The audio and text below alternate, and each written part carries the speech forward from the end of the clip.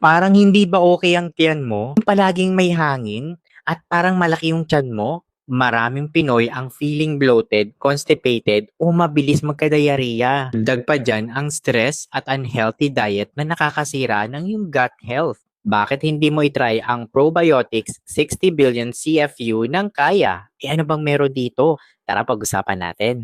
Pero bago ang lahat, mag-follow ka muna sa akin, mag-heart ka, mag-comment ka, ilagay mo ako sa yung favorites at i-share mo na rin. Maraming salamat. Ito ang Kaya Probiotics 60 billion CFU na tumutulong manumbalik ang balanse ng good bacteria sa ating tiyan. Sa bawat kapsula nga nito na may 60 billion CFU or colony forming units na nag-aalaga ng iyong digestive system para mas maging maganda ang iyong pagkain at mas malakas ang iyong immune system. Ano nga ba ang CFU?